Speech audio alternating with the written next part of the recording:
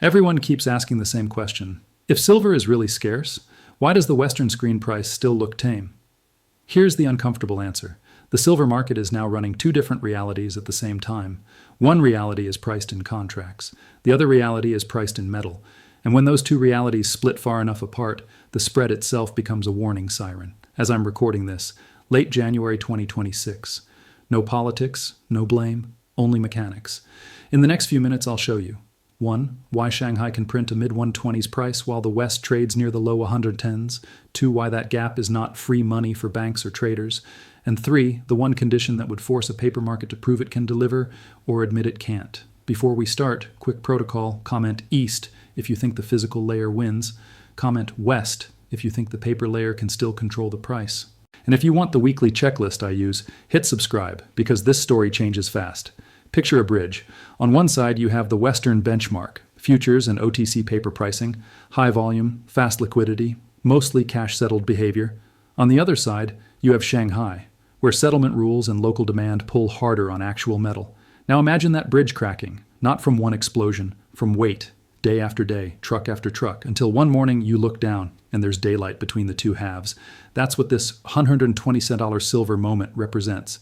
Here's the receipt version. Fast, clean, and non-academic.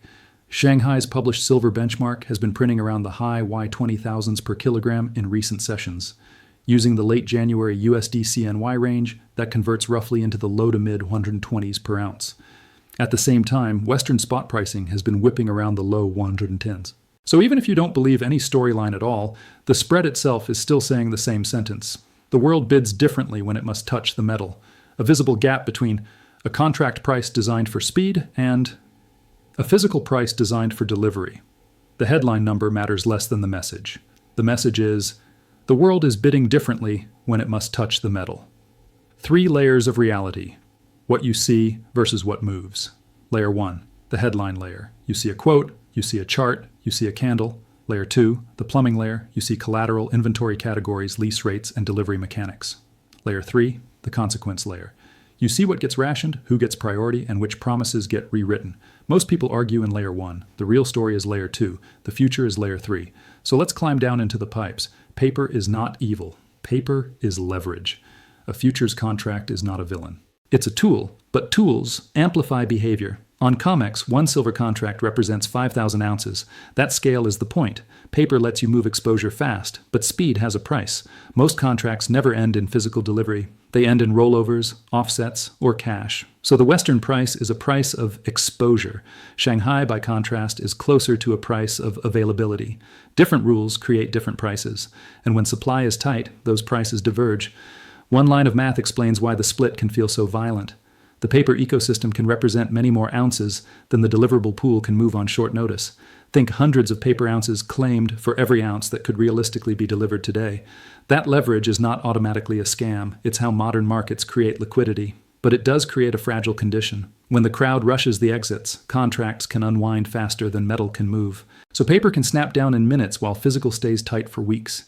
The premium is not just a difference, it's a signal. If the West is trading around the low 110s while the East is paying in the mid 120s, that gap is not just a spread, it's a demand to move metal from where it's cheaper to where it's dearer. That mechanism is called arbitrage. In normal markets, arbitrage closes gaps quickly, like water finding its level. So when a gap refuses to close, it's telling you something. Either A, the metal can't move fast enough, B, the metal can't move at all at size, or C, the apparent cheap price is not actually deliverable at scale. This is where people start using emotional words like rigging. I'm not here to litigate motives. I'm here to show you the constraint. Because even without a single bad actor, a paper system can look stable, right up until it is forced to deliver into a shortage. The arbitrage trap, why the gap doesn't close. Now we arrive at the trap. If Shanghai is higher, why don't banks simply buy in the West and sell in the East? Why doesn't a flood of metal pour into the East and erase the premium? Because arbitrage is not a spreadsheet, it's a supply chain. To close a $10, $17 premium you need bars in the right form, in the right place, available now, with financing that survives volatility, and a logistics channel that can clear fast. And in late January 2026, all 5 of those conditions are under stress. 1. Form factor friction. Industrial buyers often want specific bar sizes and purity. A paper ounce can be swapped instantly. A real bar has to match specs, be assayed, cleared, shipped. 2. Timing friction. Arbitrage is time sensitive. If the premium can vanish in a week, you can't spend 3 weeks chasing metal. 3. Financing friction. Volatile markets punish leverage. If you borrow to arbitrage and the price spikes against you, your funding costs can destroy the trade. 4. Inventory friction. It doesn't matter what the theoretical stock is, it matters what's available for delivery now without a fight. 5. Policy friction. When export licensing tightens, metal flow becomes conditional. Not impossible. Conditional. And conditional supply is the opposite of arbitrage certainty. The spread stays wide because the market is whispering, the metal is not as mobile as the paper. Open loop. Next, I'll show you the most underrated indicator of physical stress, the cost to borrow silver for 1 month. Why just ship it fails in real life. When people see a 10 pluses premium, their brain does the simplest math. Buy here, sell there, done. But the physical world adds 4 hidden toll booths. Assay and verification. Real bars must be checked, restamped, and cleared. Insurance and custody. Big shipments move only with expensive protection and paperwork. Basis risk. While you're shipping, the price can move against your hedge. Time. The premium can change faster than ships can sail. So yes, on paper, arbitrage looks like free money. In reality, it's a race against time, paperwork, and volatility. And when the race is tight, only the biggest players with the deepest logistics win. Everyone else watches the premium and wonders why it won't die. Picture a procurement manager at 6:10 a.m., coffee, headphones, a spreadsheet full of deadlines. They don't care about charts. They care about a single yes or no call. Can I borrow physical metal for 30 days to bridge delivery? When the answer turns into yes, but the rent is high, that is the market speaking in its most honest language. Because borrowing is a confession. It means someone needs metal now, not later.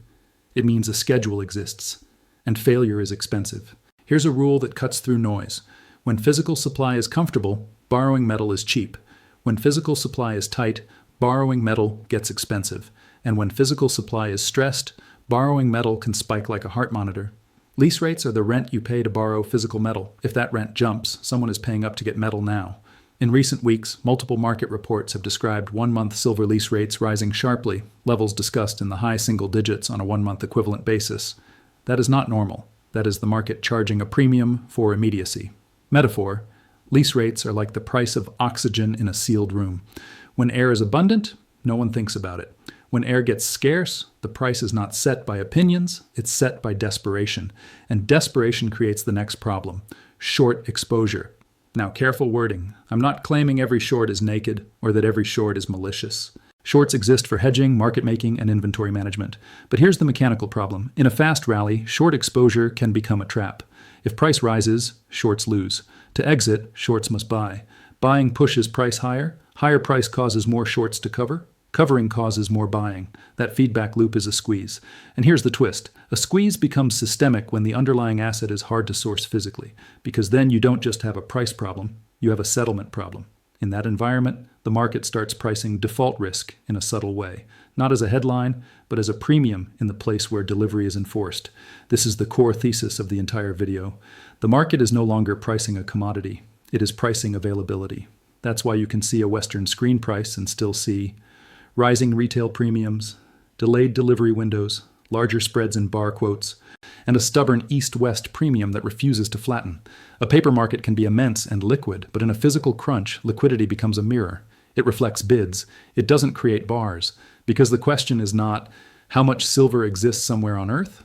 The question is how much silver is registered, ready, and available for delivery at the exchange, on demand, at the quoted price. In the Western system, inventory is often categorized. Some metal is eligible, some is registered, some is tied up, some is spoken for, some is simply not for sale. So when reports highlight drawdowns in deliverable categories, the market reads that like a bank run indicator. Not because the world is out of silver, but because the world is out of immediately deliverable, unencumbered silver at the margin. This is why a premium can stay elevated even when someone points to a big headline inventory number, because not all inventory is sellable inventory. Metaphor? It's like saying a city has water because there's an ocean nearby. If the pipes are dry, the ocean doesn't help you today. Let's address the scary phrase people throw around, cash settlement. Cash settlement is not automatically fraud. It's a safety valve. It's a way to close obligations without moving bars through a bottleneck. But here's why people obsess over it. When a market leans on cash settlement during a period of physical stress, it confirms the split. It confirms that the contract price can clear even when the metal cannot. That's not a moral failure. It's a design trade-off. Paper clears quickly. Metal clears slowly. And when scarcity bites, the difference becomes visible. Now we talk about a ratio that traders use as a sanity check, the gold to silver ratio. When silver surges faster than gold, the ratio compresses. That compression is a fingerprint of stress and speculation combined. Stress because silver is a critical input across industries. Speculation because the move attracts momentum buyers. And scarcity because the physical market can't refill quickly. A few years ago, the ratio was far higher. Now it has compressed dramatically in this cycle. But here's the key. Ratios don't cause anything. They reveal crowding. When silver crowds, the system becomes sensitive. And sensitivity is where flash moves happen. This is the moment that breaks people psychologically. They watch a chart plunge, then they call a dealer, and the dealer says, "Yeah, I still don't have size. Premiums are still high." That experience is not a contradiction. It's the paper physical split. Paper can drop because margin rises, stops get hit, liquidity gaps, funds de-risk, and contracts are sold in waves. Physical can hold because industrial demand doesn't care about intraday candles. Supply chains don't refill in 90 minutes. And real buyers step in quietly when availability is the bottleneck. So the chart becomes a theater. The warehouse becomes the truth. And that is why Shanghai matters. It's closer to the warehouse reality. Now, a quick mechanics lesson that explains why the screen can move like a trapdoor. In a leveraged market, price is not only a vote, price is also a collateral event. When volatility rises, exchanges and clearing members respond by requiring more margin. That does two things at once. It forces some players to shrink positions quickly, and it makes the order book thinner as risk desks pull back. Thin order books are why gaps exist. If there are no real buyers at one level, the price can drop through it like a floor panel, not because the asset disappeared, because the bids stepped away. That's why you sometimes see vertical candles. It's not magic. It's a moment where the market had more urgency to sell than capacity to absorb. And when the market reopens after a gap, it feels like the price teleported. But what really happened is simpler. Liquidity blinked. Then it returned, at a new level. Let's translate the phrase without drama. Banks in trouble does not mean sirens and headlines tomorrow. It means risk departments tighten. It means margin requirements rise. It means desks reduce exposure. It means liquidity gets thinner. It means more moves happen in gaps instead of smooth candles. If a market maker is short exposure as part of providing liquidity, that's normal. But if liquidity thins and volatility spikes, that same normal position can become painful fast. And when a system runs on leverage, pain travels. It travels through collateral calls, funding costs, and forced position reduction. Again, no villain required, just physics. A paper market proves itself when delivery requests rise, and it delivers smoothly without rewriting the rules. If delivery demand increases while deliverable stocks fall, the system faces a choice. Attract metal with higher price, or manage the mismatch with cash settlement, position limits, or rule changes. Those are not moral judgments. They are mechanical responses to scarcity. And the wider the Shanghai premium, the louder the market is hinting. Higher price may be required to pull metal into the Western pool. Now we do the operator's map. 3 pathways. Grind, spike, snapback. Path 1, grind. The West creeps higher, slowly chasing the physical layer. Trigger, lease rates stay elevated, premiums persist, and inventories don't rebuild. Path 2, spike. A sharp vertical move, because shorts cover into thin liquidity. Trigger, a sudden run of buy orders hits when offers are scarce. Path 3, snapback. Paper drops hard then stabilizes while physical premiums refuse to collapse. Trigger, margin hikes and stop cascades flush leveraged longs, but real demand remains. Notice something. All 3 paths can include volatility, because volatility is how a leveraged paper market transfers inventory and risk. Your emotions want this to be simple. Your emotions want a single, real price. Your emotions want one authority to control the tape. But markets are ecosystems, and in an ecosystem, different rules create different prices. So here's the mindset shift. Stop treating the screen as the whole world. Treat it as one layer. Ask better questions. What are lease rates saying? What are premiums saying? What are delivery categories doing? What does Shanghai pay when it must settle in metal? Because your portfolio doesn't get saved by being right on Twitter. It gets saved by understanding which layer you're actually exposed to. If you only remember one thing, remember this checklist. 1. The Shanghai premium. Is it shrinking toward normal or holding stubbornly wide? 2. Lease rates. Are they calming or staying elevated? 3. Deliverable inventory headlines. Not total inventory, deliverable categories.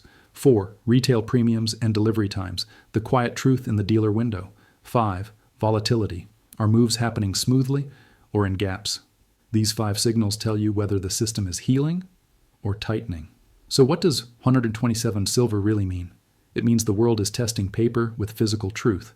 It means the market is discovering the price of availability. It means the bridge between exposure and metal is under stress. And if that bridge keeps cracking, the resolution is not a debate. The resolution is a repricing. Final question: are you watching the chart or are you watching the pipes? Comment pipes if you're tracking the physical signals. And if you want a follow-up episode where I map the next trigger points, comment map and I'll build it. Because the market doesn't break when people panic. It breaks when delivery becomes conditional. And right now, Shanghai is the loudest place on earth telling you one simple thing: the metal is not where the paper says it is.